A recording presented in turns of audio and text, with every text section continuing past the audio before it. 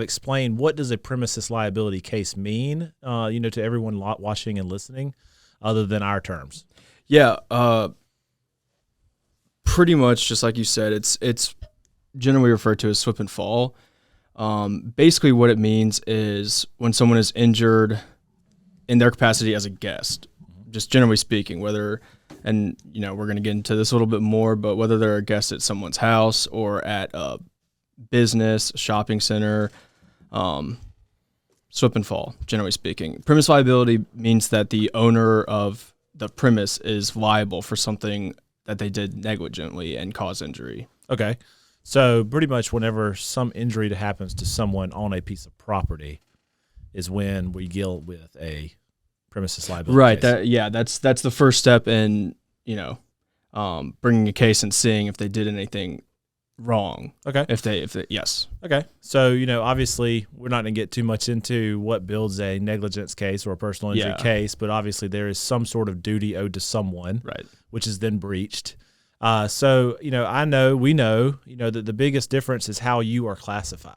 Yeah. So why don't you tell everybody kind of what that means Mm-hmm. as to the levels of classification of a guest on a property, and what that means for a personal injury case? Yeah, so the three general categories are your status as a guest on property, just a person on property is you're either a trespasser or you're a licensee or an invitee. We don't really need to talk about being a trespasser for obvious reasons, but a licensee just thinks social guest.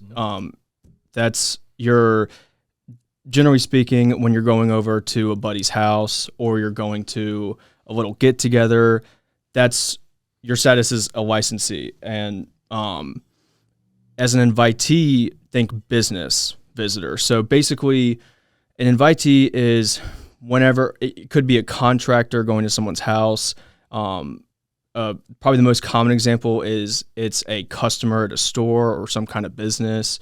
But and it's basically you're an invitee when there's a mutual benefit between the visitor and the host of the visitor. So, for example, when you're at a store, even if you don't end up buying anything, theoretically you're there to provide a benefit to the store via your money, and they're there to provide a benefit to you should you want it, which is whatever you want to buy. And another form of being an invitee is when you're a public guest. So it doesn't necessarily have to be an exchange of goods. So think maybe you're at a local fair that doesn't charge for entrance. Maybe you're at a museum that's free. You still have the status of an invitee. So general terms, think social guest and think business guest. Okay. And I'm sure you're going to ask me this next, so I'll go ahead and go into it. The reason why that distinction is so important is the different duties owed to those different classifications. The duty that a landowner or owner of property owes to a social guest really comes down to, in practical terms, not doing anything just ridiculously dangerous. That's, just pretty much inexcusable.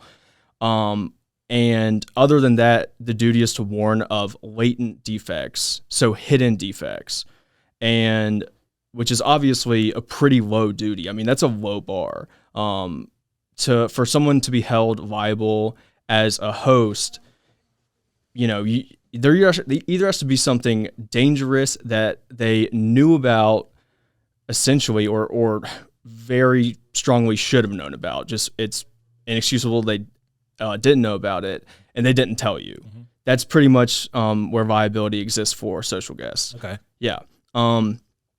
So, and then for the liability for a landowner, business owner, for example, to an invitee is essentially a duty of exercising reasonable care, which consists of keeping the premise in a reasonably safe condition, which means that the duty to warn of dangerous conditions that they know or should know about, and to prevent or to not do activities on their land that they know or should have known create an unreasonable risk of harm to the invitee. So it's a pretty big difference there, obviously.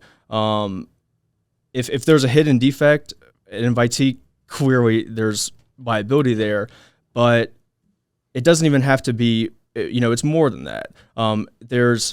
It's not a full affirmative duty, which we'll go into a little bit more, but basically, as an invitee, there's an expectation that the landowner or premise, whoever runs the premise, is aware that people will be coming in, people who may have never been there before, people who enter a store, a business, a contractor who goes to a home or property to work on the home or property. There's an there's an imputed legal understanding that the owner of this property should know that the invitee has the right to expect that there's no reason to think that they're danger, that there are dangers present. They're not required to, be, their concern is to do their job, to look for products, pay for the products, do their contracting gig. It's not to be incredibly paranoid about, Imagine walking through a grocery store and be constantly looking for pitfalls. Exactly. Where you could fall. Yeah.